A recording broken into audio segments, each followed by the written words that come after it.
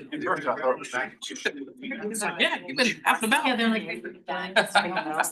Been out with the county. Right.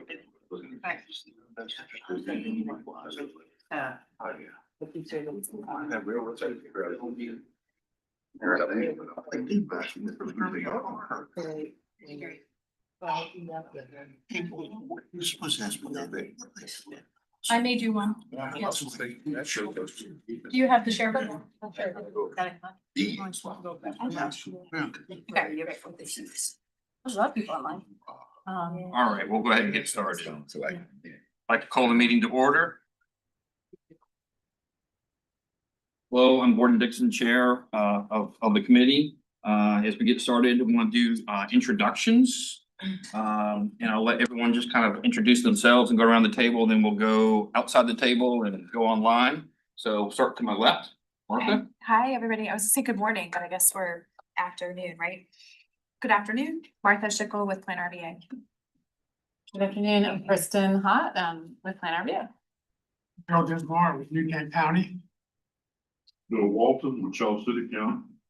Andrew Bunn with the city of Richmond. Charlie Waddell, Hanover County. Stephanie Powell with RVA Rapid.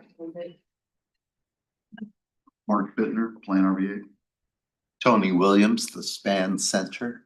And Tony, real quick, you were right about the Coke Zero, this stuff. Do share. It's better than Diet Coke. It doesn't have an aftertaste. Oh, yeah. Taste. I have no idea. This is my first time I've ever tried it. Good Yes, stuff. 100%.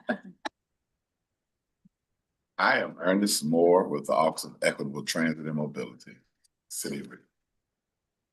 Don Root, Town of Ashland. Morning, Champ Burnley, Richmond Area Bicycle Association. Sarah Wisiger, League of Women Voters. Bill Plymell, Chesterfield County. I'm Sarah Keel Cruz. I'm with Plan RVA. I'm Holly Gordon, I'm Plan RVA. Ken Lance, Plan RVA. And then the back, come on. I'm Carrie Wagenhauser, Transportation Planner at Plan RVA.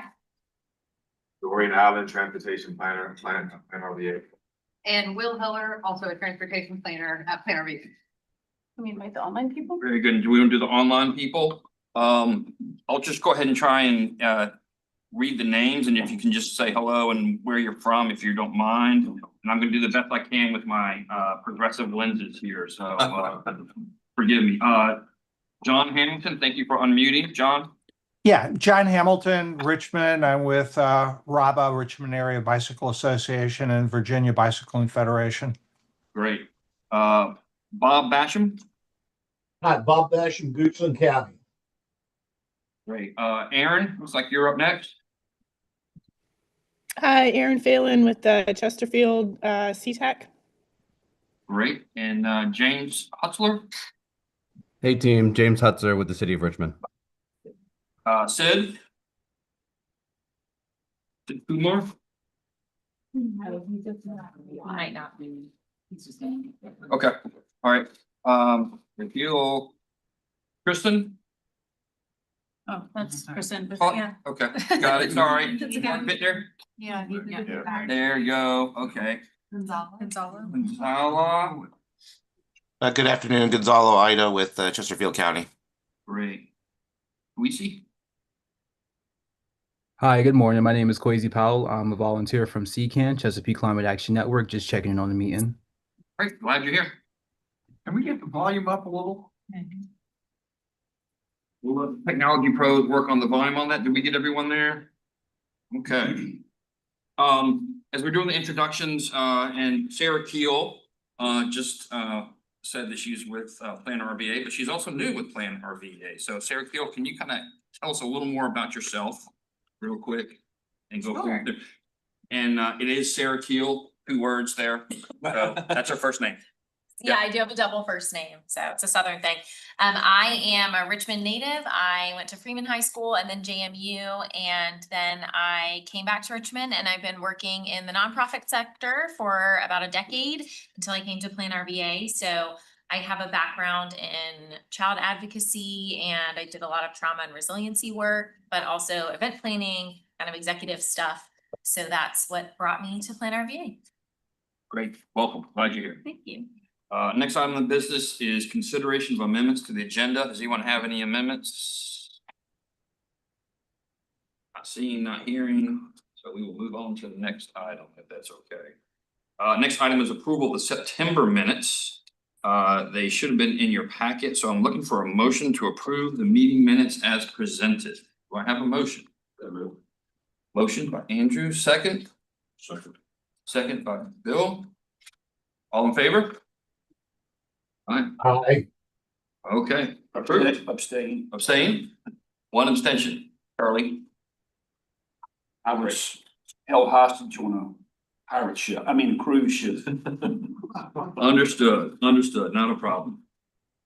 Sounds like great adventures on the high seas, regardless. Pirates of the Caribbean.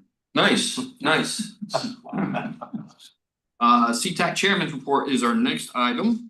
And the main thing I have is, I attended the Richmond Regional Transportation Planning Organization Policy Board meeting held in this room back on October 2nd. Really informative meeting, and I learned a lot more about what the organization's doing by sitting in that room, which was really helpful. As they went through a lot of different topics, and it was my first time kind of sitting. I've watched some of them before, and those of you all know when you watch meetings, you don't necessarily capture as much as you do maybe in person. So it was well worth the time to sit and listen on that. Was able to provide some comments to the group about what this committee is doing. And as opposed to just sending a report in. And so that kind of got some additional conversations going. In particular, a couple items, they were asking how the per diem process was going. They were curious about that. And I had kind of informed them that it was probably a little too soon for us to know because it was just initiated at the last meeting, but it sounded like it was being received well by this group. And so there was a mix. Some people are accepting it, some people are not. And it's just kind of up to everyone's decisions on that. So that worked out well. Mr. Dinsmore, your community was well represented. They talked about your community event that you held. We'll talk about that here in just a minute. But they were very pleased with having that kind of engagement and really appreciate you doing that. And so I think that's a great initiative that we're kind of working on, kind of continuing to pursue. So that's something that I think was really helpful in what we had on that. The other component on that I thought was really helpful was just kind of hearing what a lot of the other agencies were doing in particular. You don't necessarily get to see or hear what's going on unless you kind of read those kind of components. Holly had a great discussion on Pathways to the Future, their Transportation 2050 initiative, and really kind of hitting that out of the park by the number of respondents you're getting on that. So I think that's a good component that we can see that this stuff is really working. So one of the things I would highly encourage someone on this board to do is to plan on attending the next meeting and try and attend in person and just kind of report back. I think it's great for you all to kind of hear what they're doing as well if you're not involved. So if you're willing to do that, you don't have to volunteer now, but just let me know and then we'll go forward from there. That make sense? Okay. That's the main thing I had for my report on this.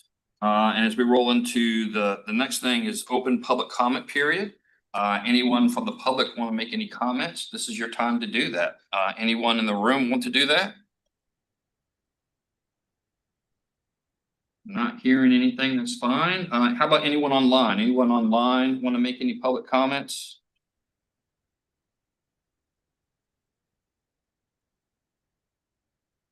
Okay, nothing there, so we'll continue on in our. Sorry about that. I do have a comment I wanted to make. Sure. With being a volunteer with CCAN, I am currently participating in the mobility transit campaign that they are hosting. Where would I be able to find additional information for the Pathway to the Future's 2050 plan, or would that be located on the Plan RV website?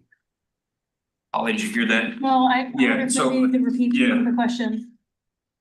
It's really hard to hear him. Yeah, I think he wanted to know about the Pathway to the Future transportation plan. Where could he learn more information about that?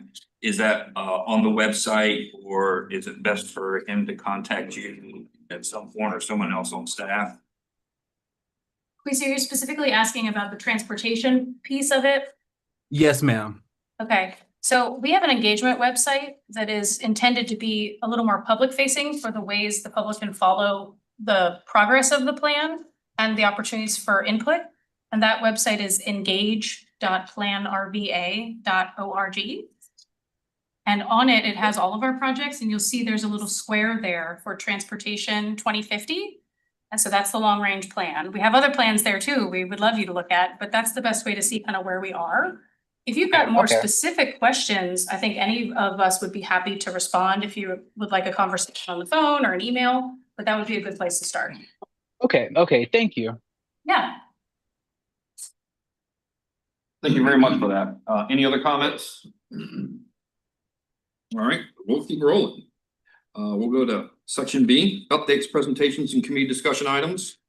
First one is regarding the New Kent meeting chair. As I mentioned before, Bill Dinsmore, one of our committee members, had a great opportunity to invite attendees from the New Kent 55 and older community to talk a little bit about what's going on in their community. And so, Mr. Dinsmore, I'm going to let you kind of tee it up and kind of go forward from there. Sure. I worked closely with Kristen. She was fantastic, helping me do my first one and kind of lead me down the hallway to do it right.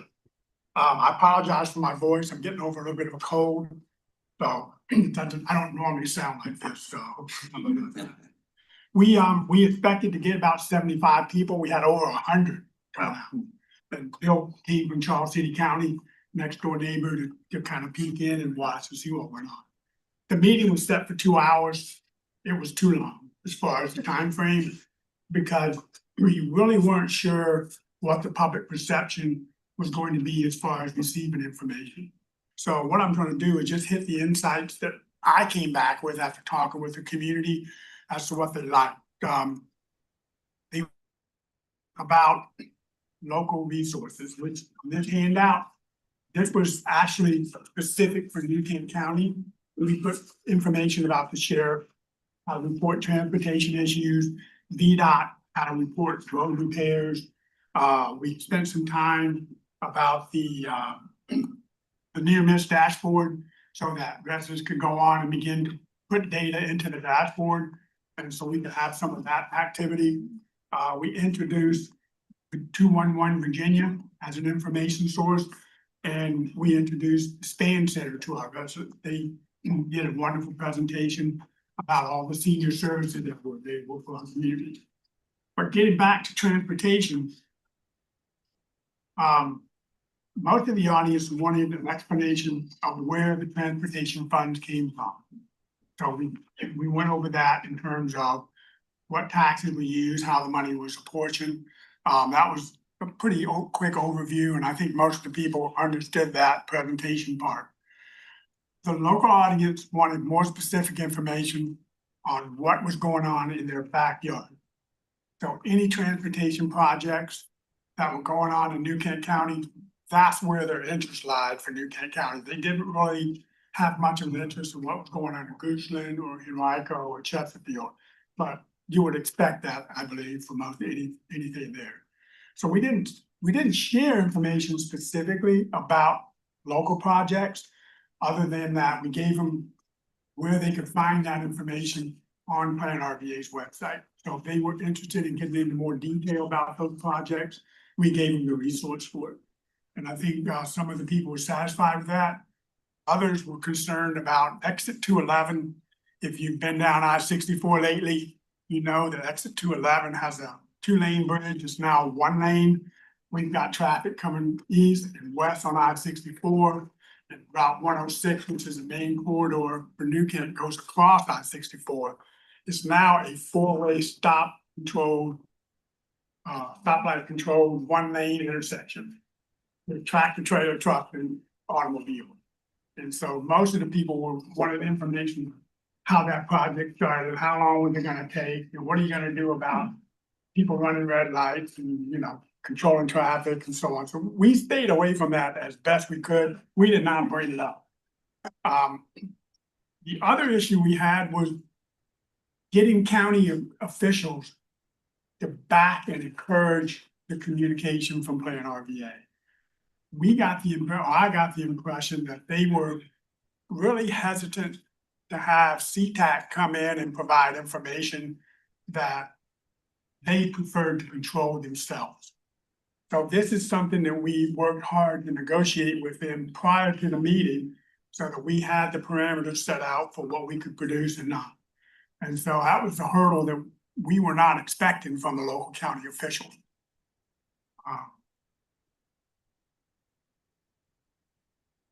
That's I think.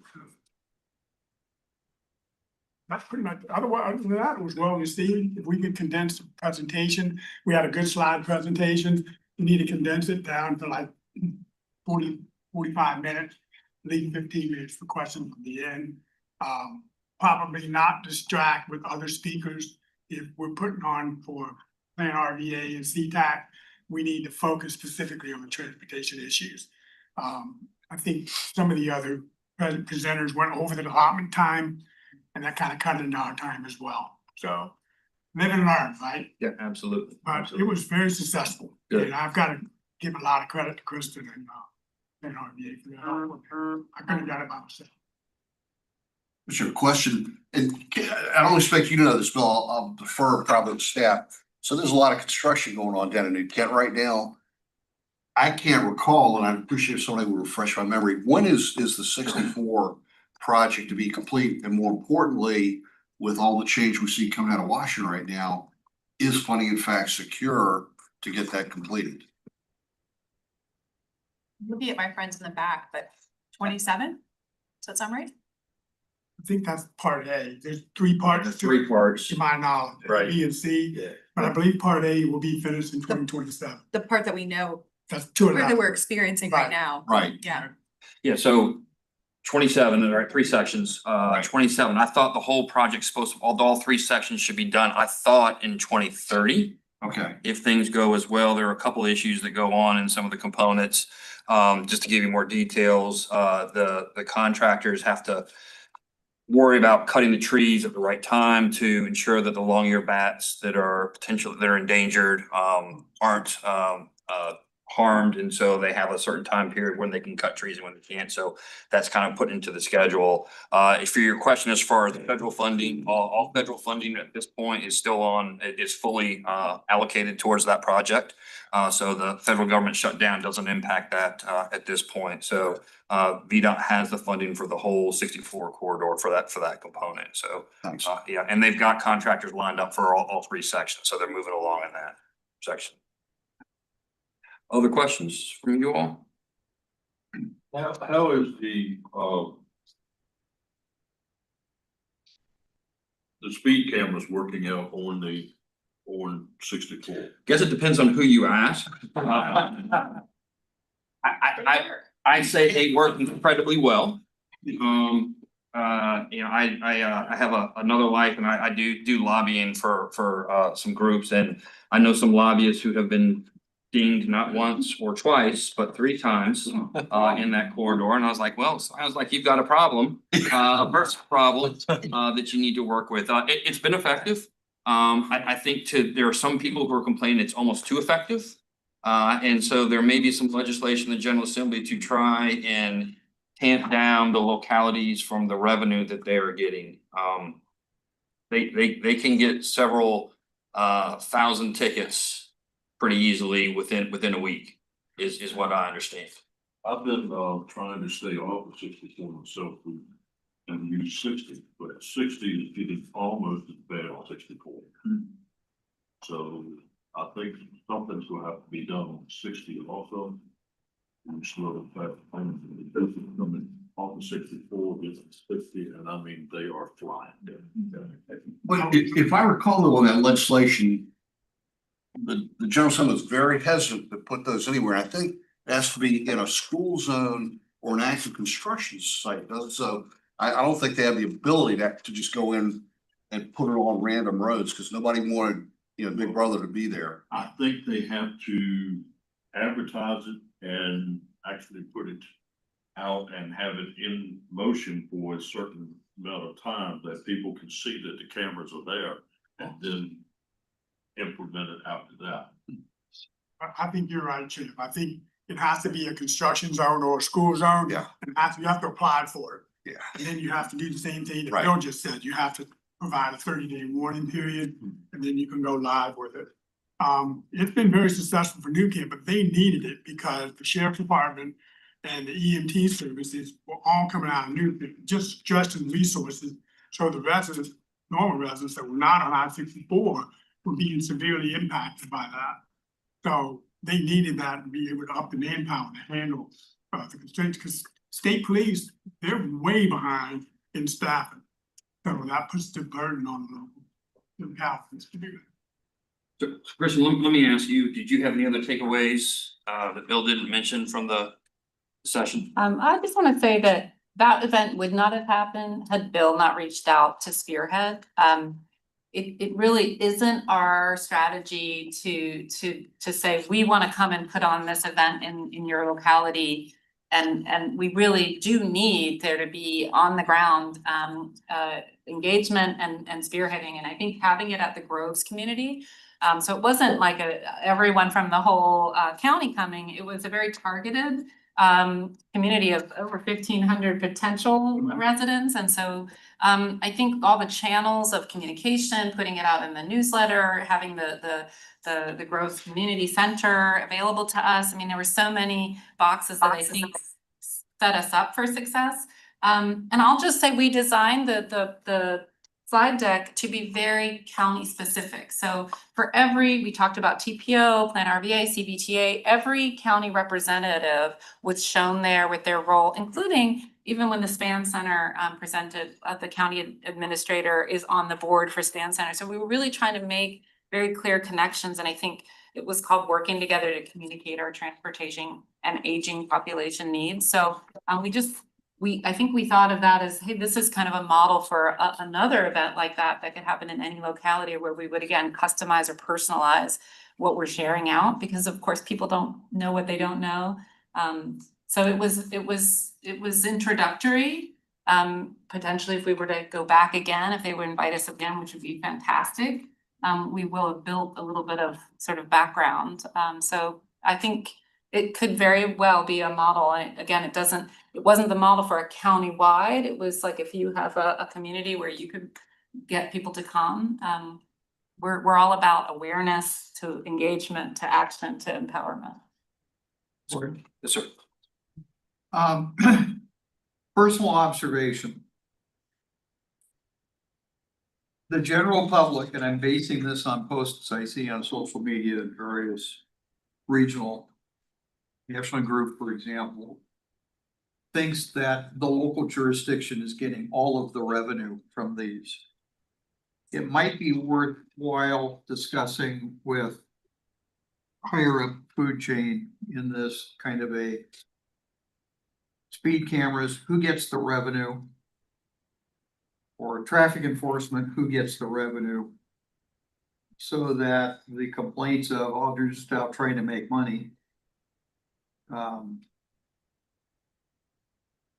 court system gets some, just a distribution, so that the public is better informed, and there might be better acceptance if they understand that it's just not a grab where VDOT's getting all the coin or whatever. So Appreciate it. Thank you. Good. Yes, sir. Thank you. Question for Bill. Yes, This information is great. It's almost one-stop shopping for the information that different groups would need. I can go to your website. I'm not on that at the moment. What is your county website got that kind of mimics this? And nothing. So that's why we put it on our flyer, to give people direction where you can go to make these reports. Our county needs to put that on their website, and we're working on that, but that's probably gonna be 6 months to 8 months February. We have I'm also on the housing committee, so we have another need for housing, landlord tenant responsibilities, and things of that nature. So all of that is being consolidated into a county-wide information. thank you.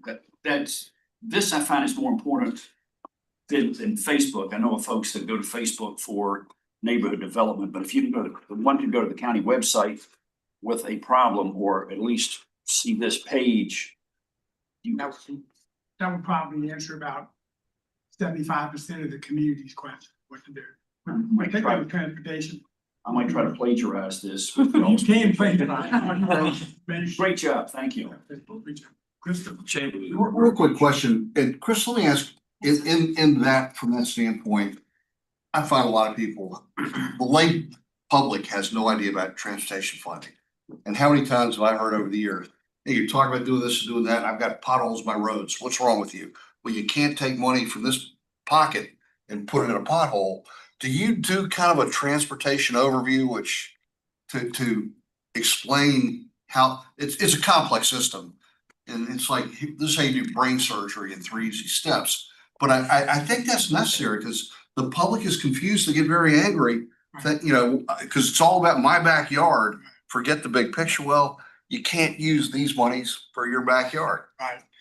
We were fortunate to have Amy Inman, the transportation director there. And so when questions were a little more locality focused, you know, they stood up and spoke on things. So I think that's also that partnership of, you know, we wouldn't want, it was not a public meeting in the sense that it had to have, you know, gavel and quorum and things like that. And you have to be careful if there are multiple supervisors in a room, it does turn into that. So trying to keep this a community meeting, you know, she was there and was able to answer questions. I mean, the police chief was there. I mean, there was a lot of interest in answering questions should they come up. So we didn't see that questions like that came up, but we were focused on the CDTA funding, which was a really brand new for most people in the room to understand that that was specific to the region. So we didn't get a lot of questions around breaking down the funding in that complex level. It is a point of information, if you take that to heart, because again, I'm sure I'm not the only one where people just don't understand this, but ultimately the lowest common denominator is the pothole in front of my house. How come that hadn't been fixed? This resource. Yeah, and so we were saying, you would report it and then it would go on and you Yeah. have the update list, So we were able to do that. What was funny was, so I'll trade of thought here for a minute. But people don't understand how long it takes to get a project off the ground. Yeah. So they think that if they complain about it, it's gonna get done in 6 months or so. We were able to stress to them, that these projects take years. There's studies that have to be done, engineering studies, all the environmental studies that have to be done for the projects to be undertaken. I think a lot of them miss that part of any development that goes into transportation. So we were able to emphasize that. And a lot of people were thinking, oh, well, man, I maybe ought to not ask for this because it won't get done in my lifetime. Because we're all senior citizens, you know, we're talking 10 years down the road, 15. So it was an interesting point we made. Thank you. Michelle? I was just gonna say, heading into the meeting that the CTAC will have in January is the time that we start brainstorming for the next fiscal year's work program. And I think points like what you just made about specific questions that we could seek to try to answer to the public, that would be great input that the CTAC could give to the policy board in the definition of kind of what's our public outreach agenda for fiscal year 2027. And, you know, really working with the CTAC to identify, you know, we live and breathe this information. Andrew lives and breathes it. So how do we translate that in a way that, and so this group could be a really great sounding board for us to be able to start, you know, incorporating that as a task to do in our work program. And then how do we, if we could create the content, what opportunity might there be for CTAC representatives to help us deliver it into the communities, which would be awesome. So I don't know if that feels right, but that could be something that we could think about for another meeting discussion about really how to convert that into a task in our work program. I like that. Yeah, that's a good idea. Okay. Do we need to do anything in particular on that, or we just have the notes and we'll get back to it another time? All right. I just would just like to note that James Hutzler did comment in the chat that he would Yes. second this information if the public needs to know where the money is going. And he also dropped a link to a recent study done by the Virginia Crime Commission on photo speed. Good stuff. Appreciate that. It is, and that's a good point. Anyone else online want to weigh in? If you can either raise your hand or just unmute and I'll call you and then we'll go forward from there. Not seeing anyone online. Hey, I'll go. Hey, this is hey team, this is James. That was my first meeting, by the way. I appreciate you guys having me. In my lovely day job, I'm also a lobbyist for the Virginia Association of Counties, and we're rather pro photo speed enforcement and the Crime Commission in the interest of public safety. We love our good photo speed enforcement. I'll say that the Crime Commission interviewed us on where the money's going because it's not just the general public, right? It's the legislators as well throughout the state. They're very they see the $33 million collected annually in every county, city in the state, and they think that that money is just going right into the general funds. So it's a lot of education on the General Assembly, especially with the new elections. Read somewhere that 53 out of the 100 House of Delegates members have less than 4 years experience in the legislature. So it's kind of nuts. So, it's a lot of education. It's a lot of telling them that this money is being reinvested in the community, that it's not just padding the general funds of localities, and that always it's in the interest of public safety. They're not going to put these outside of school zones and work zones because they can't. So, appreciate you guys having me again, and always here to help. Denise, appreciate those comments. Thank you very much. Can I make one other comment? Sure. I'm so sorry. Sure. I don't know the science behind this, so I don't know if others do, but the fee structure is designed not to collect, right? Like the idea is that the penalty is so severe that you won't do the thing that we're trying to prevent. So, I mean, it's shocking to me when we hear the number of tickets that are issued on a daily basis. I mean, this is an attempt to save lives, and I think that gets lost in the conversation as well.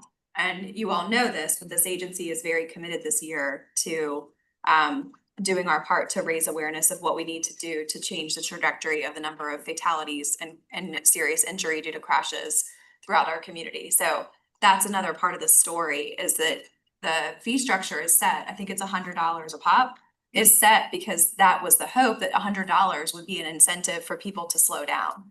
And the number of tickets that are being issued suggests that that's actually not, I mean, I'm sorry for the people that you said that have gotten 3 tickets, but holy moly.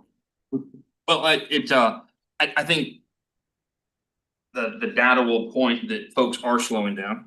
And you're seeing that, especially through that corridor. There are people who take that route pretty regularly on the commutes, and they kind of know where the camera is, and they end up slowing down pretty intentionally on that. So it is working. There are other states who are further ahead than Virginia is on the photo enforcement, and they have data that shows that it is slowing down. They're going to catch people. There's no doubt. There's a lot of people going down the road, but they're slowing down. So I don't know the cost in the county of every response that has to happen to a crash, but I don't know. I think knowing you well enough, I mean, I think that that's part of the story that also doesn't get told, is that this is really at its core about saving lives, not about raising revenue. Yep. New Kent County has the statistic, the sheriff's office, they can tell you the cost, the man hours, the labor it takes to collect the money. There's a lot of this going out to collections, and the income they get from it and how it's used. I mean, it's specifically for New Kent County Sheriff's Department. So they'd be happy to come talk to anybody about it. And Martha, your point, I haven't said it on those discussions in General Assembly in a few years, but it's a multi-layer discussion from individual rights and Big Brother to enforcement costs. I mean, it's a complex issue, but to your point, we know speed kills, and we look at the number of vehicular deaths that are up. Something needs to happen. Andrew, I wanna add to the sort of counterpoint there as well. It's worth noting that these are only happening in work zones and school zones. So when I hear somebody complain that they got dinged by a speed camera, what I'm hearing is that they were going 35 miles an hour through a school zone, or they were going 65 through a work zone, especially on 64 when that work zone is really tight, very dangerous for workers, especially because people are used to going 80 through there. And they're not dropping down to 55. A lot of them are going 80 still. They're not going 5 over, they're going 45 over. So I think it's good to be transparent about where money is going, but I think it is also a little bit asking the wrong question when you're saying, where's the money going, as opposed to why are people going 25 miles over the speed limit through a place where workers are 6 inches from the side of the road where you're going that fast. So important to keep it in the conversation too. Good point. Yeah. Charlie? Thank you. A suggestion to Ms. Schickel might, considering the fact that this is a real hot topic with some information, a lot of misunderstanding and uneducated viewpoints of it from the public, might this be something that we target for a Plan RVA meeting to get the word out, facilitate those to take the word back to local communities? Yeah, I'll defer to Holly and Kristen. I think we'll be ready in the spring to talk about what the team's been doing with our transportation safety initiative. So that could be a really good potential future topic here, Mr. Dixon, but also to the larger policy board. And also taking this a little bit further, bringing the news media and have them an extended report, not a 3-minute thing, but a 6 or 8 minute thing of saving lives and revenue and covered everything. And another thought on fake cameras, the prevention side of things. Maybe install fake cameras to slow people down before a camera goes live or something like that. They folks get 3 speeding tickets in a zone are not gonna notice that, but the folks like me that, oh, there's a camera, I'll slow up. Not that I ever speed. Appreciate that. Thank you. Which one? One quick addition to Charlie's comment is look at the other side of the coin. I don't know if it's urban legend or true, but we hear about small law enforcement divisions that are like, you've got a quota, you're gonna give out so many tickets to make money. I don't know, maybe get Dana Schrad or somebody from law enforcement to either dispel that myth, or how do we make sure that that's not true? Well, I've done a number of ride-alongs, front seat with law enforcement. And one of the lieutenants once made a comment whenever somebody says, you're out for a quota. He says, no, the captain says, I'm not on a quota. I can write as many violations as I see. And I found that humorous. Well, and the code says that there has to be a sign in front of the camera warning motorists that the camera is upcoming. And then you don't get a ticket unless you're clocked going over 10 miles an hour over the posted speed limit. So there's some barriers. There already are warning signs already in place for that. So I don't think there is a quota on that. So I think you're probably correct on that. So I appreciate that. Yes, sir. I know that other places I've seen where people push back, but the workers aren't there. You know, it's Saturday afternoon. There's nobody around. Why am I getting ticketed for worker safety violations when there's no workers there? Ignoring the fact that it's still an 8-foot wide lane. Right. Good point. Yes, ma'am. I noticed we have 10 minutes for the subject that we're on, and it's been like 30 minutes. And I want to wait, so I'm going to resist. So I was just wondering, if there'll be other opportunities to weigh in on different topics. Certainly. Okay. Yeah, absolutely. I appreciate that. So we'll continue on in the vein of keeping with everyone's schedule. That's okay.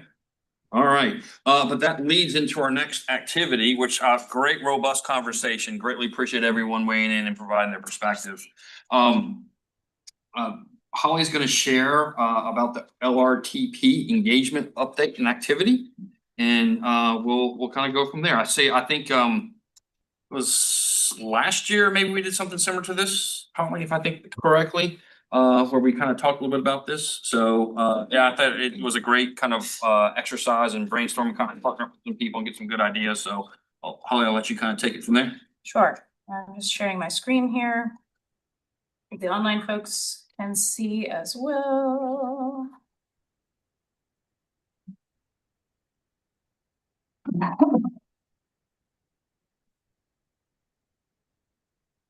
So to Sarah's question, we have always an hour and a half for CTAC meetings. So even though we have run past the 10 minutes, we do have time and cushion built in for discussion and questions. So thank you for asking and helping us move that along. I appreciate that.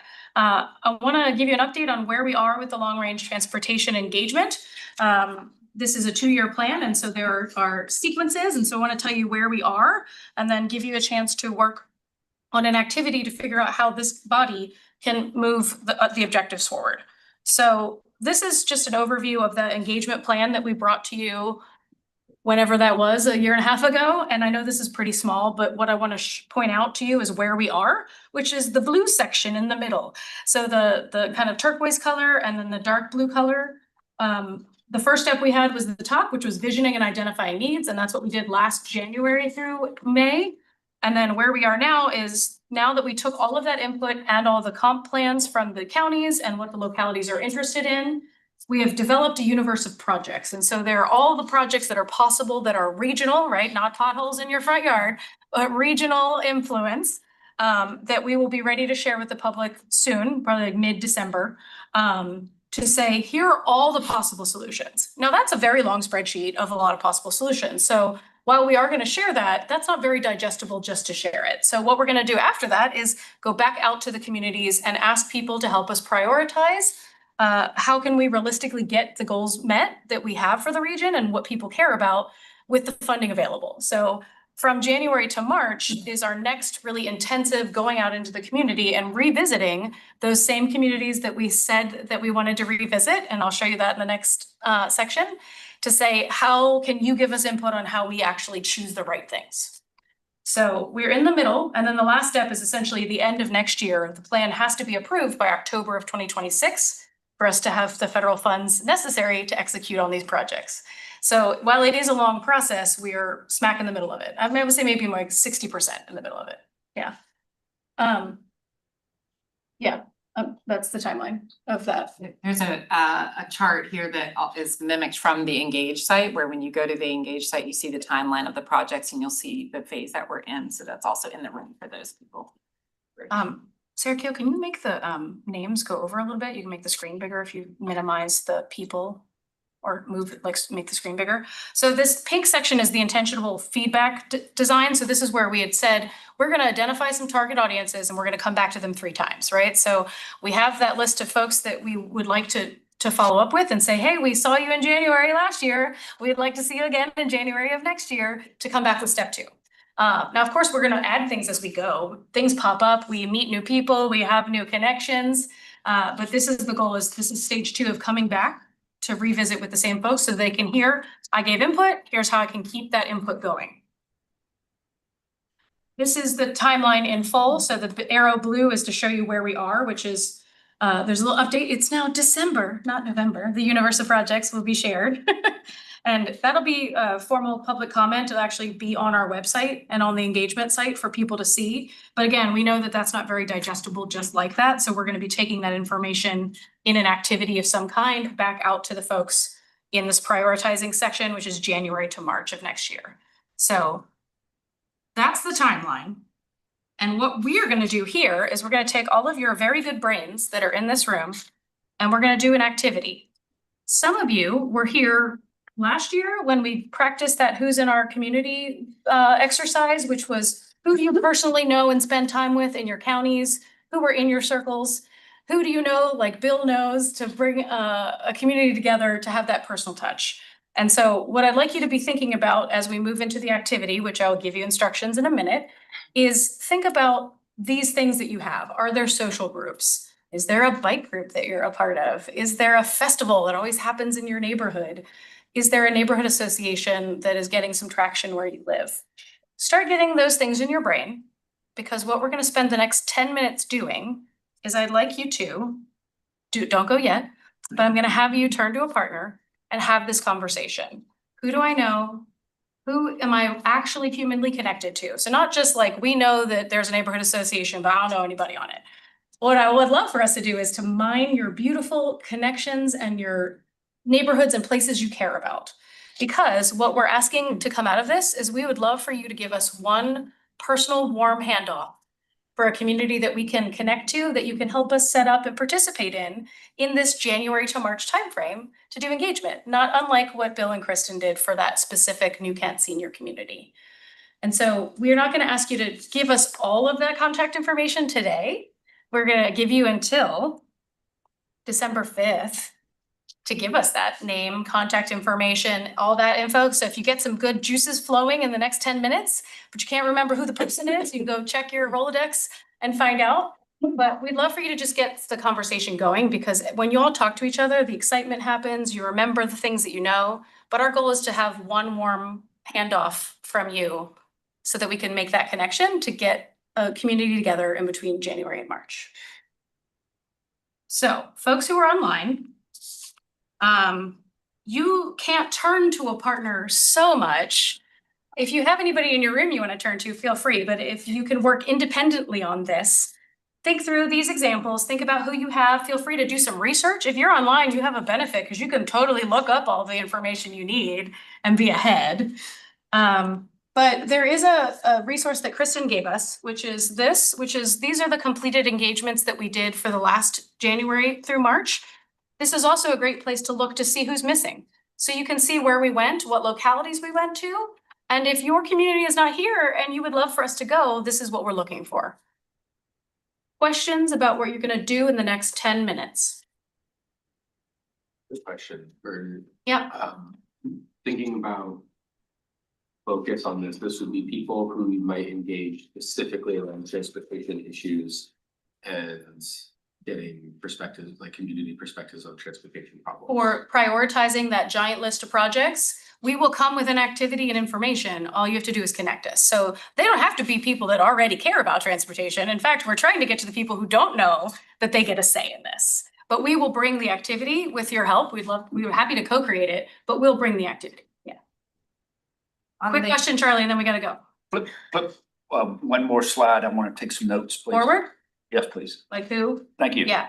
Yes. Yes. And we'll send this to you. Or if we could get that deck. Yeah, we're gonna send it to you. Okay. You don't have to give us all this today. What I want you to do just now in the 10 minutes is just talk.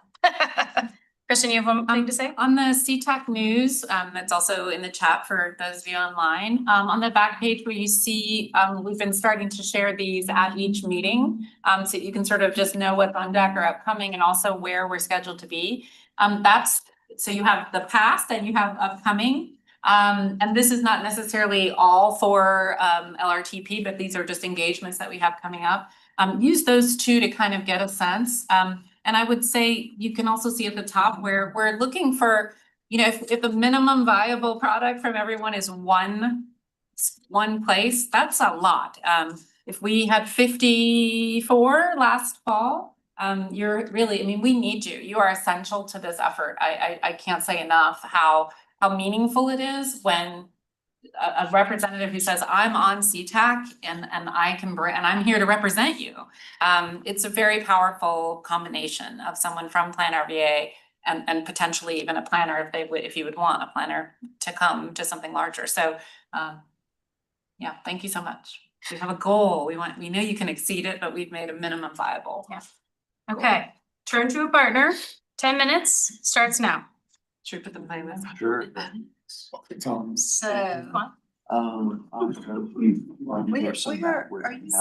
They Yeah. seem interested in that. Yeah, so just. Have you thought of anything?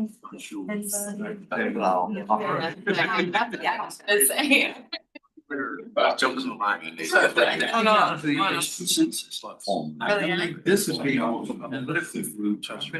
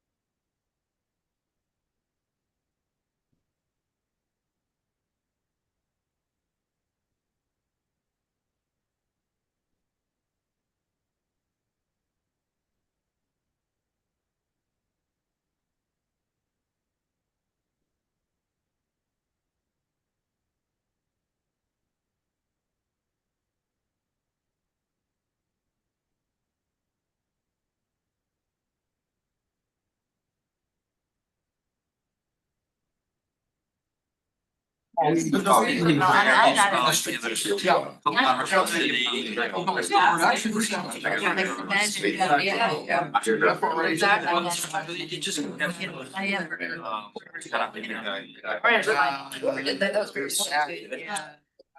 folks, go ahead and wrap up your conversations and we'll continue on from there.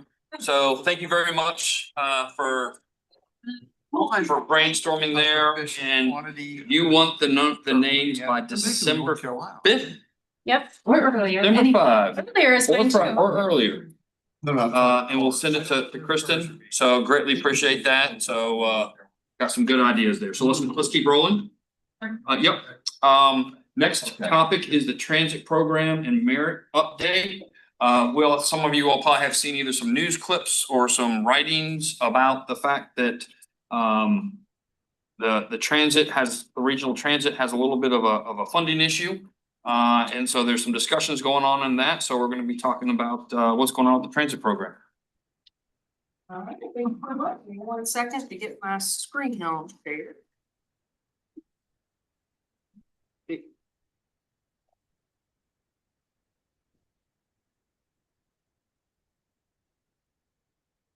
All righty. Good afternoon, everybody. My name is Will Heller, and I will be giving you all a brief overview of the Merit Technical Assistance Grant awarded to Plan RVA to study and enhance transportation access across the entire region. In my presentation today, I will explain what the Merit Grant is and explain who is currently involved and Plan RVA's role. I'd also like to spend some time on the importance of transit access and how a well-connected transit system can support overall well-being of the community.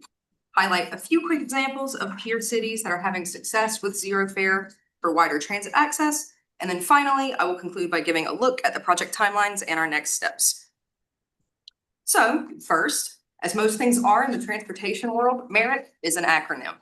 It stands for Making Efficient and Responsible Investments in Transit, and it is a statewide grants program administered by the Department of Rail and Public Transportation. Within the Merit program, there are 5 individually administered grant programs, and unsurprisingly, their names give an indication of their purpose. So, the Operating Assistance Grant provides financial support for public operation-related operating expenses. The Capital Assistance Grant provides funding for public transportation capital projects, including minor enhancements, major expansions, and state of good repair projects. The Demonstration Project Assistance Grant supports innovative investments in all functional areas of public transportation, including new service and technology and innovation projects. The Technical Assistance Grant supports planning or technical assistance to help improve or initiate public transportation or transportation demand management related issues. And the Public Transportation Workforce Development Program provides financial supports for apprenticeships and careers in public transportation. Plan RVA was awarded a Merit Technical Assistance Grant this past June. And with it, we have been working with a small team of consultants and partners to develop a marketing and promotional plan to enhance transportation access across the Richmond region as a pathway to economic mobility. So, I mentioned Plan RVA is partnering with others in this effort. In addition to ourselves, GRTC and Hanover Dash, we are also working with 4 consultants. We have AvidCorps, the Monument Group, InfraStrategies, and the Hodges Partnership. We are in the process of reaching out to connect with community partners like RVA Rapid Transit, the United Way, the Community Foundation, Richmond Regional Tourism, Chamber RVA, and the Greater Richmond Partnership. We've also been in contact with other transit providers in the region, such as Hanover Dash and Bay Transit, in an attempt to gain a more holistic view of the transit network in our entire region. So, why Plan RVA? This work matters to Plan RVA in 2 specific ways. So first, it ties directly into task 7325 of our Unified Planning Work Program. The UPWP describes the annual transportation planning work priorities and the associated funding for the RRTPO and details of the planning tasks and studies to be conducted over the course of the year. This includes all federally funded studies, as well as state and local planning activities that do not have federal funding. Secondly, this push towards regional transportation supports the foundation of our work within the RVA Rising movement. As the regional planning body, Plan RVA is concerned with the well-being of people in all 9 of our localities, not only the urban areas. To support the goal of success, regardless of zip code, race, or economic status, Plan RVA has joined with Chamber RVA, the Community Foundation, the United Way, and the Richmond Memorial Help Foundation to form a movement called RVA Rising. RVA Rising points to the 5 pillars that you see at the bottom of your screen as the drivers of economic mobility. They include high quality education, responsive and just governance, healthy environment and access to good healthcare, rewarding work, and opportunity-rich and inclusive neighborhoods. RVA Rising also points to the 3 categories on the left as dimensions of economic mobility, including power and autonomy, economic success, and dignity and belonging.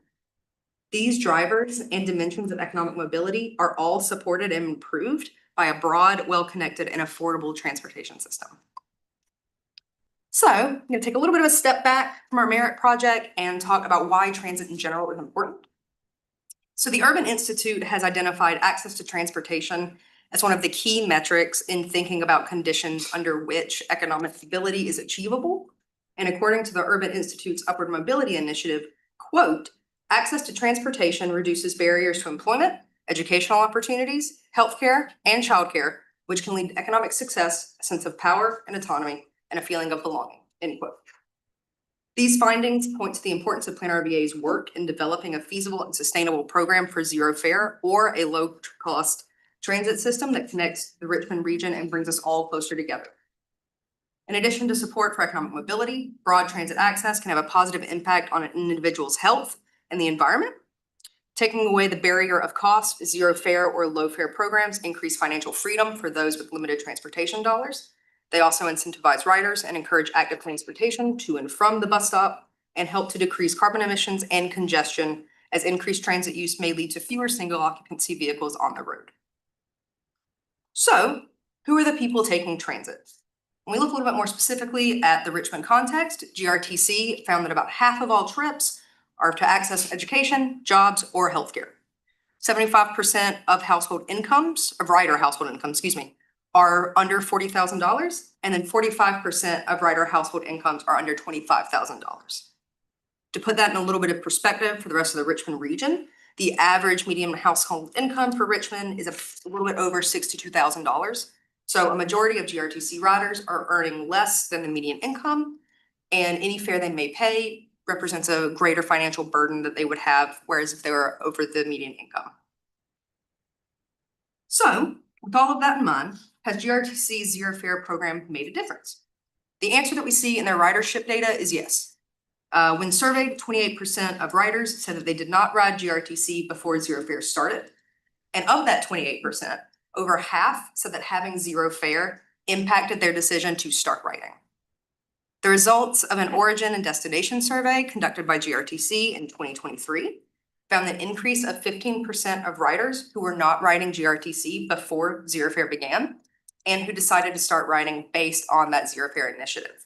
This accounts for an increase in 1.6 million in ridership. So in addition to the increase in ridership, the way transit is being used has also changed. So using transit for recreation or social trips increased from 5% to 33%. Not having to pay a fare to go out for social events allows for a more fully lived life and helps to strengthen our community. This ties directly into the dignity and belonging, power and autonomy dimension of economic mobility. Having access to a well-connected transportation at little to no entry cost allows for people to have more influence and control in their lives. So, affordable access to transit does not stop being important at the city limits. Microtransit is an increasingly popular method to provide transit for rural populations and to bridge that gap between transit systems. So as you can see on the left-hand side of your screen, several studies have pointed to microtransit as a solution to improving access to transit in rural areas. And then if you look at the chart on the right, you can see that there has been an increase in microtransit ridership in the Richmond region, steadily increasing over time. This provides increased opportunities for flexible services that can connect the rural underserved populations into that wider transit system that we currently have. So the Richmond region's not alone in trying to figure out how to sustain zero fare transportation systems. In 2020, many transportation agencies across the country went to a zero fare system to decrease contact between passengers and operators during the height of the COVID-19 pandemic. In large part, this shift to zero fare was funded through new federal dollars with the American Rescue Plan Act of 2021, or ARPA. And then it was continued typically through other grants. In Virginia, more specifically, typically that was DRPT's Transit Ridership Incentive Program, or TRIP, again, another acronym. TRIP grants are typically a maximum of 5 years. So that means that those TRIP funds are towards the end of their programs and are soon all expiring. So currently in Virginia, there are 4 other transit operators that provide zero fare. Besides ourselves, there is also Cat and Jaunt in the Charlottesville area, Fredericksburg Go in Fredericksburg, Dash in Alexandria, and the Q Bus in Fairfax. Looking outside of the Commonwealth, we still have peer cities that maintain zero fare systems. Those include Chapel Hill in North Carolina, Missoula, Montana, Athens, Georgia, Corvallis, Oregon, and St. Lucie County, Florida. So I'm gonna dial back down into our merit grant. This project started in early 2025 when Plan RVA applied to DRPT for a $125,000 grant to develop a sustainable funding strategy for zero fare and enhancing transportation access in our region. We received the full award from the Commonwealth Transportation Board in June of 2025, and the project began the next month. It will run for a full year through June of 2026. So here we have a more detailed timeline for y'all on our project. As you can see, we've completed the data gathering and analysis phase, and we are currently wrapping up the funding feasibility assessment phase. The next phase of the project includes funding sustainability plan and marketing and communications. We will continue to have regular project meetings with our consultant team and internal staff, and we have a scheduled meeting in the first half of December to begin taking this project to some of our community partners, and as we continue to frame and expand our work. So in closing, access to affordable transit has been shown to have a wide-reaching, beneficial impact on people's lives, and we are committed to helping all people in the Richmond region find economic success, power and autonomy, and dignity and belonging. Thank you so much. If anybody has any questions, I'd be happy to take them. Well, thank you very much. Sarah? So when our CBTA came in, one of the requirements was that the existing funding that cities and let's say Henrico were giving could only be reduced by 50% to made up with the CBTA money.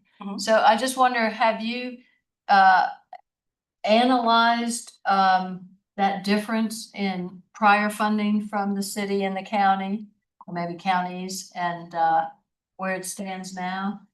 Yes, our consultants have looked at the funding in the past that we have, and then have also looked sort of forward thinking for funding. So that is still something that we're in the process of pulling all together. Okay. I was just wondering if there were any numbers. I was gonna look that up myself, but I was just wondering. I could get some of those numbers. Off the top of my head, I don't have them, but I could get some of those for you if you'd like. Gettable. Yeah. Okay, thanks. Charlie? 50% of CVTA fund, I mean, if I've got my numbers right, 50% goes to GRTC, am I right? 15. 35? 15. 15, gotcha, I knew, okay. What percentage of that 15% goes to zero fare? Ooh. Again, that's a good question. Be about half. Do you, okay, Yeah, about half. but I mean, it's not a lot, it's not an earmark or a line item, but I mean, the math equates to about half, about 8 million. About 8? Yeah. So it's about 4 million. No, about half of, I'm sorry, it's about 8 million a year. 8 million. How that translates to 15%, I don't have that straight calculation. I get confused with numbers all the time. I mean, CBT's hit $1 billion in 5 years, so 15% of $1 billion. Not bad. Yeah, but it's about $8 million for the net cost. So GRTC receives an operational savings by operating, am I saying this right, Will? By operating the zero fare program, they have an operational savings. They don't have the system, they don't have to pay for the system to collect fares and enforce fare collection. Right. And then there's the opportunity cost, if you will, of the uncollected fares, and that is estimated to be netted out at 8 million. I want to caution everybody, based on the numbers that Will said, the variable there is if you reinstituted fares, ridership would go down, and so you can't base it on the current ridership when we know that many people are choosing to ride because of the free fare. I don't know if Will or Stephanie, you can say that better than I did. I feel like I was clumsy, but. Got a couple more questions. Go ahead. Has the increase in, when during the day or the week has the increase in ridership because of zero fares been noticed? Rush hour, weekend, casual, leisure time? When is the ridership? My understanding is it's sort of just been across the board. That ridership in general has just gone up since instituting that fare.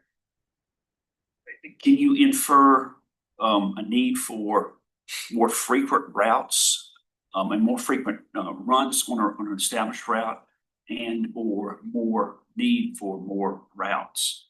Can you infer from the data that you're collecting with the increase in riders?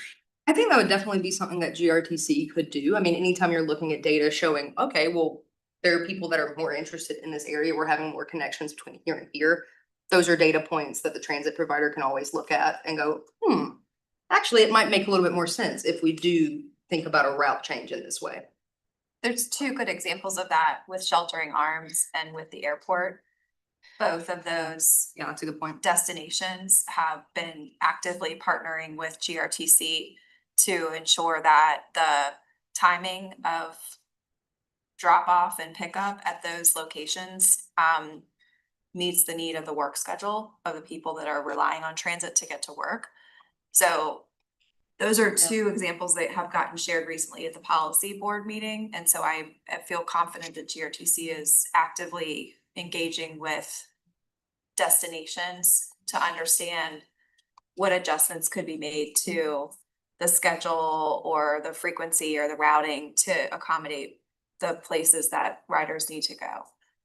I would say, if I may, yeah, so GRTC also, you know, they've taken this origin and destination survey and it's on their website. And it's really actually very user friendly. You can, and it's malleable. You can play with the data in lots of very interesting ways. So you can actually see the difference between, say, the number 5, which runs through Carytown all the way to the east end. You can see it, the increase in ridership, like Will's talking about, over the last 4 or 5 years. You can look and see, oh, okay, so it went from about 750,000 riders to about 1.3 million riders, or however many, don't quote me on those numbers exactly, but it is one of the highest ridership routes. So you can just see, you can actually map out which routes are seeing this increase in ridership and when did that change happen. And so yeah, GRTC, it's on their website. I can send you a link if you want to the specific piece if you're curious. And I know I'm bumping up against my question quota, so I'll make it last one. Thank you. GRTC, have they done any outreach for more clientele? Yes. That's, I guess it's on their website also. When you say clientele, I guess. I mean, ridership, they've got more riders. It's a success. Now, do they send out surveys, or they have folks at the bus stop saying, can you fill out a survey, et cetera? They do. They have, now whether or not that's someone stationed on their bus or someone at stops like that, I'm not entirely sure the logistics of how they do conduct the surveys, but GRTC absolutely does conduct ridership surveys. They're mandated to every 2 years, and then that's a lot of the work that we do as an organization, right? Is getting the word out about transit news, specifically the bus, things that riders need. So we're there at the bus stops talking to riders as well to get the word out. Job well done. Shane?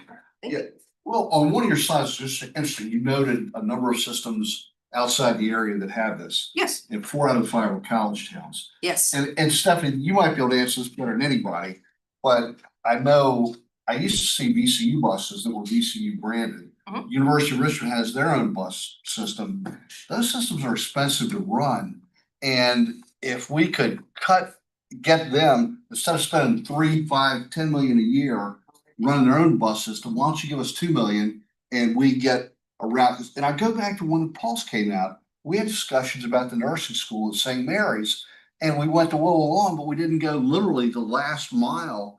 There are target rich populations there. Is there a way where we can do that and get VCU, get Virginia Union, U of R, and the community college systems, hey guys, kick in a little bit. Think about what a parking deck costs you. Why don't you take advantage of this? We should take you on the road with us. Please come with us, yes. So VCU has been a long donator to this. They have recently made some changes with the amount that they're donating. Unfortunately, it is a little bit less this go around. To my understanding, there hasn't been the interaction with the other colleges in the city. Martha, feel free to correct me if I'm wrong about that, but I know VCU is a partner that we've worked with in the past and are also still kind of working towards this together. So, but I completely agree. If we could, we're the city or the colleges in the city is a part of it. We're all together. Let's all do it. Look at Blacksburg Transit. Right. Yeah. They've got a great system. Yeah. Yeah. Thank you very much.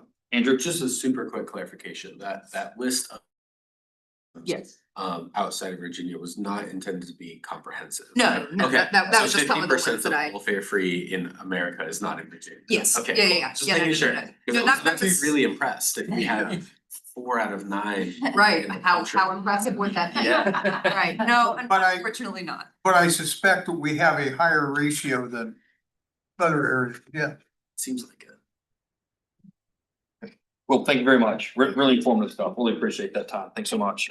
All right, next item is the RRTPO bylaws update. CTAC spent some time on the bylaws last meeting, and Martha has an update on that role that policy board would like CTAC to follow on review on the draft. So Martha. Yeah, thank you. So if you were following, the policy board, when they met in October, voted to defer action.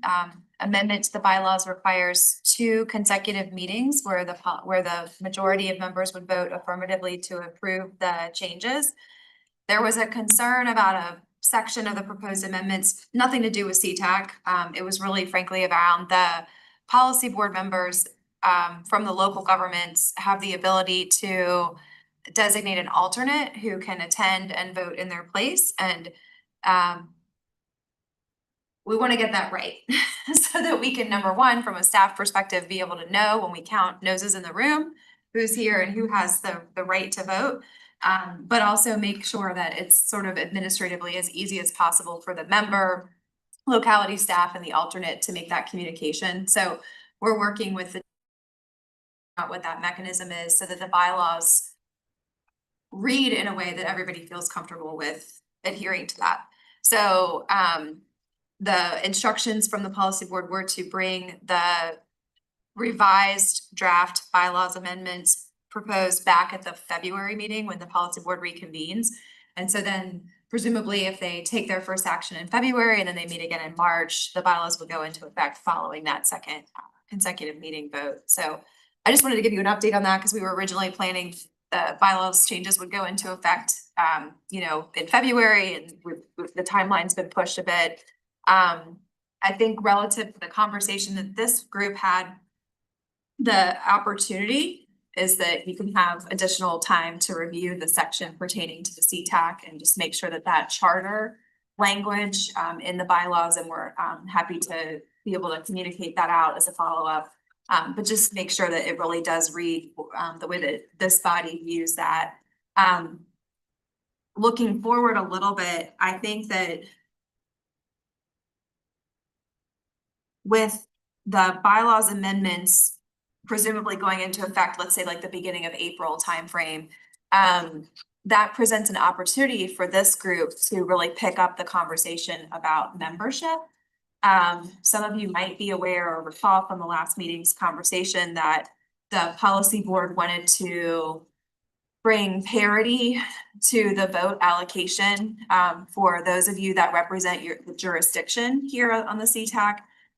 You have the ability to either have multiple people represent that set number of votes, or one person could carry the vote. And so each jurisdiction will make their decision about how they want to allocate the newly assigned votes. But that will present an opportunity that maybe there will be more faces from around the region here, or it'll just create a situation where you're carrying multiple votes. There are, I believe, 10 organizations that are our community organizations that are currently seated on the CTAC, and the bylaws provide for up to 12. And so we're really thinking about the process to get the bylaws amendment as sort of this ability to set that foundation so that we can have that conversation. I think timeline wise, and Mr. Dixon, you mentioned this earlier, we've got, we're pulling a lot of levers right now with the institution of the attendance policy for the CTAC and the CTAC membership stipend. By the time the bylaws are amended, we should have 3/4 worth of data to show that attendance. And so I think that that would be kind of an opportune time to think about priming the group for recommending to the policy board whether you have a position on filling those 2 vacant organizational seats. And then, of course, thinking about heading into the new fiscal year, the just the membership composition and those things. So I don't mean to like over bureaucratize anything, but just wanted to kind of let you know from a staff perspective, that's kind of how we're thinking about this process rolling out, and really how it circles back to things that have been on the agenda here for a while. But I think it's sort of following its due process to be able to get our foundational governance documents finalized and then be able to move into putting that into action here. So I'm happy to answer any questions you have about that, but again, since this group meets again in January, if there are comments or if there's a need to have a discussion, there's time before we would submit the hopefully final draft proposed amendments for the bylaws for that February policy board meeting. Okay. And then there was a topic, I think, Mr. Burnley, that you had raised about the VDOT representation. Right. And the An ex officio as opposed to voting member. yeah, and so that section of the bylaws with regard to representation of the Commonwealth and the Commonwealth Transportation Board and their designee, that is specific, that is there in response to our MPO designation that the governor made in the 1980s or early 90s, and is specific to the founding governance of the MPO. And so from a legal perspective, it's the view that we're not in a position to change that unless we wanted to sort of go back and trace. So I wanted to flag that for everybody since that was a topic of conversation in the meeting. Based on legal review, that will not make it into the set of recommendations for the, correct. Okay. Yeah. So the secretary will still have a voting seat, and he or she may designate a representative. Historically, that person has been from VDOT, but we did accommodate building in better representation in the non-voting membership for the other state agencies that fall under the secretariat. Let's just say in 20-some years, I don't think I've ever seen anybody from VDOT here anyway. At the policy board? Yeah, or in our seat. They don't have a seat here at CTAC. But the policy board Yes. itself, there's Do they- a representative Do they there. usually send someone there? Yeah. Yes. Oh, okay, Mhm. all right. Glad I asked. Yeah, very engaged participation. Yeah, the district administrator usually Okay. attends. Yeah. Okay, so just a couple things real quick. So as Martha was talking about the membership and the parity piece, just remember each jurisdiction has weighted numbers, percentages or votes. I think the more populous has larger percentage or weighted votes as opposed to some of the more rural areas, less populated votes. And so that was the discussion. So when you're saying that, I'm making this up. Can Ryco have a different policy on that as far as who's in charge versus Chesterfield? And they have to self-determine how they're gonna do that? And then you all have to keep track of that Yes, during the vote? So make sure I'm answering the question that you're asking. Are you talking about the voting designated alternates for the policy board, or are you talking about the CTAC? vote No, allocation? the alternates. The alternates. Yeah. Yes, so Okay. when the local governments make their policy board appointments of the elected officials to the policy board, as you said, it's weighted voting. So depending on the jurisdiction, there's an allocated number of votes by population. It is up to the jurisdiction to say, if locality X has 3 votes, we'll give 1 to 3 people, or we'll give 3 to 1 person. And then they can designate 1 alternate. And so Got it. as you can imagine, it gets a little bit complicated Mm. with 9 jurisdictions of combinations of how they choose to handle that. And so we have Genius and Sarah Keel and some other people on staff who help us have a tool that tracks that. But that's part of the making sure that we don't make that unnecessarily difficult since it's already kind of complicated. The last thing I'll say on the CTAC side of things is it is possible that someone who is currently appointed as an alternate might actually be able to join as a CTAC member, depending on how the vote allocation ends up bringing that parity from the policy board to the CTAC. And so that'll be so we'll do one-on-one conversations with people to really walk through what that implication will be. But it could mean that somebody who's been in an alternate role here, that if the board or council that appointed them so chose, they could become the second CTAC member, for example, from the jurisdiction, if that makes sense. Yep. Okay. Questions, comments from anybody else? Only other question I had on it is, and I don't have a list, but the list of the 10 community organizations. And it's kind of on my agenda here about having a roster for everyone. Might be a good idea, but just to kind of see who those 10 community organizations are would be helpful. I don't We can, yeah, we can absolutely do that. Are you in the next section? sort of, I just kind Okay. of jumped in, but it kind of tied Yeah. into sort of the same thing. And it a little bit shows on the meeting attendance okay. in your packet, so Yeah. that at least has The this- entity. the entity. Got it. Okay. Helpful. Okay. Mhm. Good enough. Any other questions on that? All right, we'll keep rolling, trying to get you guys out of here on time on things. Going to section C, looking forward to next steps. Next meeting is January 15th at noon here. Couple thoughts as we go forward on that for future meetings. One of the things that the staff are thinking about is maybe having an opportunity for a designated organization, someone who's on this CTAC group to come in and talk and present about what's going on within their own specific organization. Using Champ as an example, talking about the Bicycle Union Association, maybe have a little update about what you have going on or what you guys are working on or that type of thing, so that we can kind of hear what the community is doing on that is a possibility. Just thinking about putting that on, we wouldn't put you on the spot, we'd put you ahead of time. Wouldn't have to do everything up front, but just thinking that may be a good idea to kind of put that in front of it. As we look at the January session coming up, that's obviously General Assembly time. We had a lot of discussion today that relates to General Assembly components.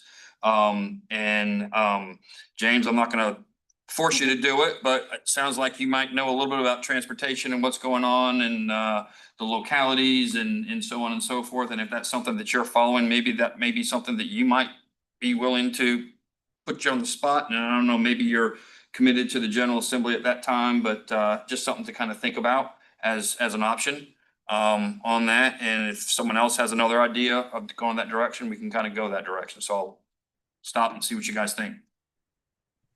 Yeah, hey, this is James. Sorry, I cut out for a minute. I'm actually in Mexico right now, and my hotel Wi-Fi is a little shoddy. I feel so sorry for you.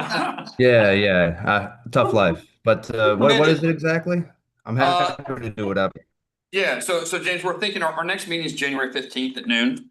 Right. And we're looking at maybe having folks kind of talk about what their connection with this group may be and what they can kind of report on what they're dealing with and engaging in on. And I'm just thinking, you thought it out that you might not be a bad representative to talk about what's going on in the General Assembly as far as transportation goes. I know it's going to be early in that session, but a lot of those bills will be coming up, and I figured you probably know a lot about what's going on. So maybe think about maybe putting that on the agenda for you next session, and then go forward from there. Yeah, I'm happy to do a little deeper. Most of the bills should drop by then. I don't know when the last day for bill drop date is, but I'm happy to put together whatever's introduced. I'd love to give y'all an update on what I've heard, but this session's going to be unlike anything. I mean, I've only been doing this for 4 years. This session's going to be unlike something. I don't even know what, with all the Medicaid issues, SNAP, funding issues, the SJ-28, the DMV MOVE study. There's a lot of different needs out there, and I really have no idea what's in store for transportation, but I'm looking forward to seeing what bills drop, and I'm happy to give a little update. That'd be great. Yeah.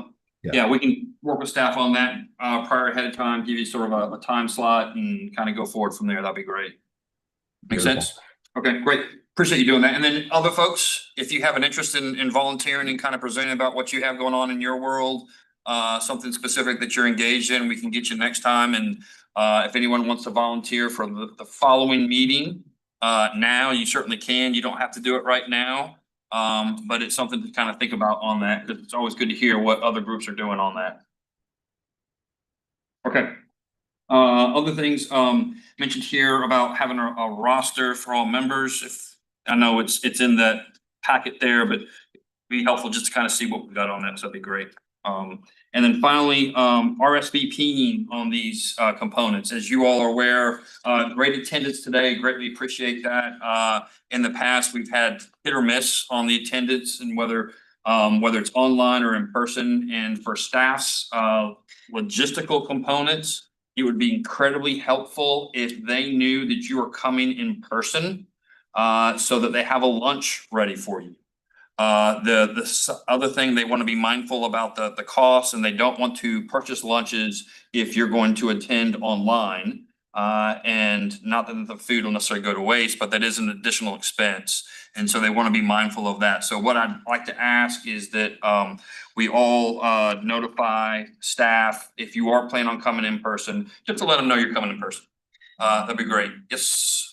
I don't know if it's possible or not with the calendaring system, but if there was a way to actually indicate in the RSVP. Yeah. Yes, in person, yes, virtual. Yeah, I think with the the Outlook calendar, it just says either you're showing or not, whether it's in person or virtual. I don't think it tells you whether it's Ready to showing in person. request comment, because you Yeah. can, on Outlook, you can reply Okay. with a comment, Yeah. so. Yeah.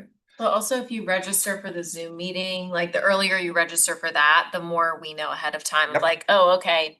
Bill RSVP'd, yes, he also registered on Zoom. I can make the assumption he's participating virtually. I won't order him a lunch. So that's also just another way. That's helpful. Okay. Final thing on the agenda is CTAC member comments. Any additional comments, Bill? This has to do with another bill. Okay. Going back to the minutes from the last meeting, Yeah. engagement update. I Yes. don't want to steal thunder from Bill Walton, but it should be Bill Dismore that did the New Kent County meeting. Got it. Just Okay. correct that. We'll make that note. I got it. Okay, great. Anything else? Just me. That's right. Go ahead. Okay, yeah, so I wanted to share a bit of personal news, and I would be remiss if I didn't take the opportunity to thank each of you, but I have put in my notice, so this will be my last meeting, my final CTAC meeting with all of you. I'm gonna be moving out to the mountains in about a little less than a month, so I'm stepping down from RV Rapid Transit, but I'm so encouraged by the work that we've done here together, and particularly, you know, the presentation we had from Will earlier, and yeah, the work that we're able to do together to keep moving towards more accessible public transportation in its many different faces and facets. So thanks to each of you. And again, it's been an honor. Thank you for your service and your time, and we appreciate all of your input. We wish you well in your future endeavors, and don't be a stranger. You're certainly welcome to come back and dial in anytime you want, just to hear what we got going on. Absolutely, sounds good. Yeah. Yep. Mr. Chair, I just wanted to thank everybody that had responded back concerning whether they wanted to participate in the honorarium initiative or not. In order to help us just document this, I would like for everybody, regardless of whether you elect to participate or not, to fill out a form so that at least we have that documentation. We don't want somebody to say, well, hey, I never, had that opportunity. There are several of you here in the room who have not completed that documentation. I won't, call out your names, but if you'll just see me after the meeting. Also, for those of you who have indicated that you elect to participate in the documentation, we need to complete a Form W-9. You can thank IRS for that. And as well as a form for direct deposit. So if you are interested in participating and you have indicated so, please see me after the meeting and get these forms. All right. Any questions on that? Anyone else? Going once? Motion to adjourn. All right, motion to adjourn. We're done. Thanks. Email. I would look for one from me as a room.